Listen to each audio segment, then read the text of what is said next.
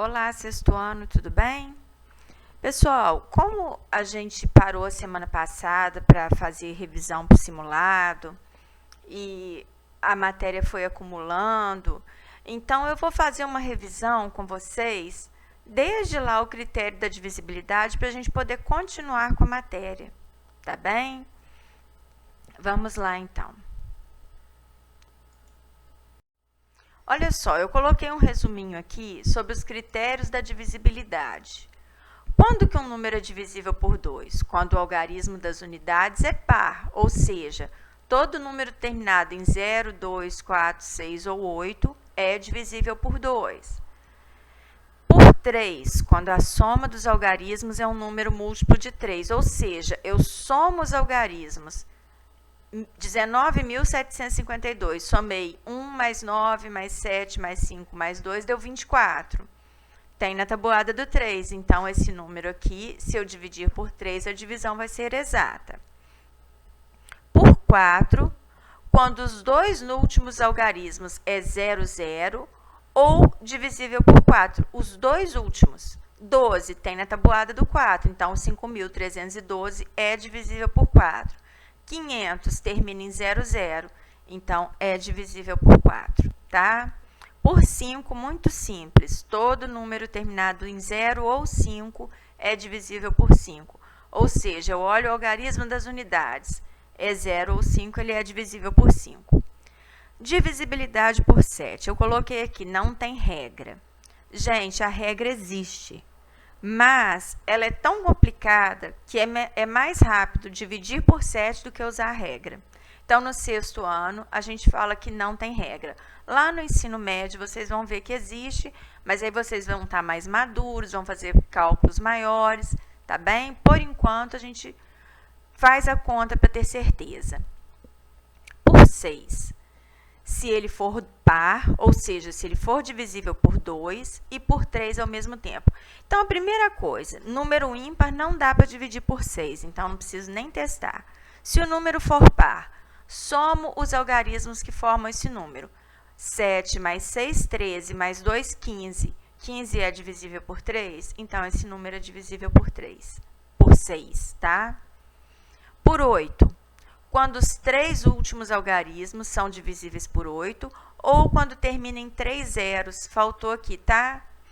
Olha, gente, nessa situação aqui, é melhor fazer a conta, porque nesse número, por exemplo, se eu vou dividir 312 por 8, para saber, então eu divido de uma vez 5.312.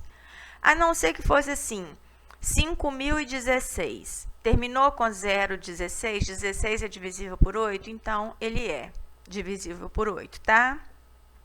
Ou se fosse 5.000, 5.000 também é divisível por 8. Por 9 é igual à regra do 3. A gente soma os algarismos. Se der um número que tem na tabuada do 9, esse número é divisível por 9.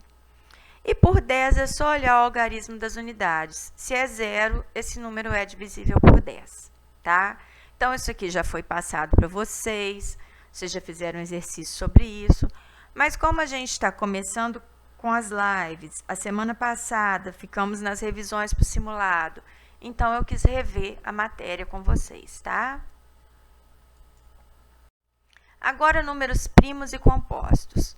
Números primos são aqueles que têm apenas dois divisores, um e ele mesmo. Aí eu coloquei aqui os números primos até 20, que eu já expliquei para vocês que é bom ter esses números anotados na hora de fazer os exercícios, tá? E números compostos são aqueles que têm mais de dois divisores. Por exemplo, 4. 1 é divisor de 4, 2 e 4. 1 não é um número primo nem composto, porque para ser primo tem que ter dois divisores. O 1 só tem um divisor.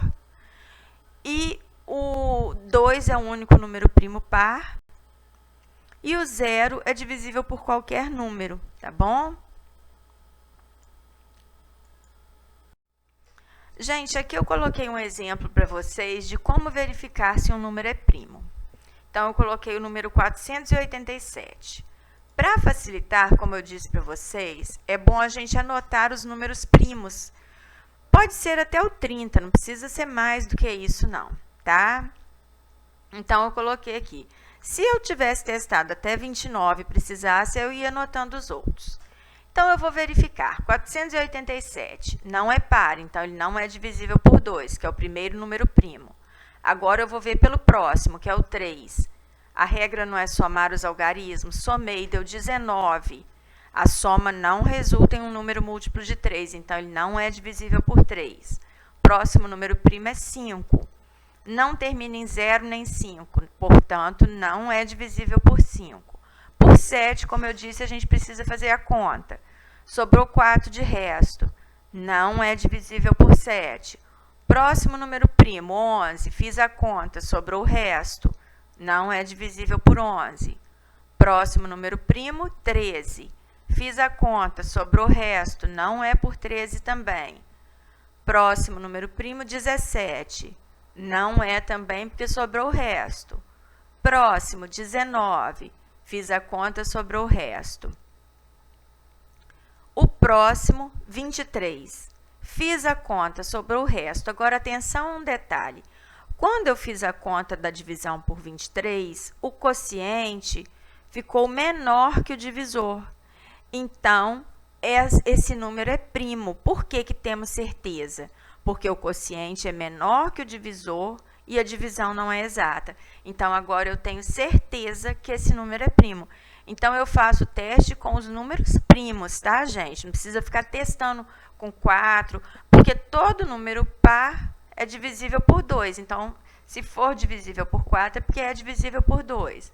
Então, eu vou testar só com os números primos. E quando o quociente ficar menor que o divisor e ainda sobrar resto, nós temos certeza de que o número é primo. Tá bem? Agora, decomposição em fatores primos. De novo, eu anotei aqui os números primos. Coloquei até 20 aqui, tá? 315. Gente, se eu começasse dividindo por 5, não ia dar errado. Depois ia aparecer dividido por 3. Mas é bom a gente seguir a ordem aqui para a gente não se perder. Ele não é par, então não dá para dividir por 2. Aí eu somo os algarismos. 3 mais 1, 4, mais 5, 9. 9 é divisível por 3, então esse número dá para dividir por 3. Dividir por 3, deu 105, é o resultado da divisão. Divido por 3 de novo, deu 35. Dividir por 5, porque 35 já não é por 3 mais. Mas é por 5 porque termina em 5. Deu 7, 7 é primo, só dá para dividir por 7, dá 1.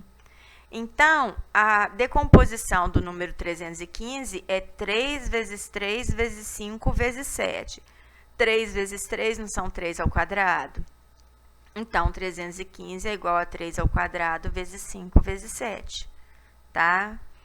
Pessoal, por hoje é isso. Qualquer dúvida, eu estou à disposição de vocês. Beijos e até a próxima aula.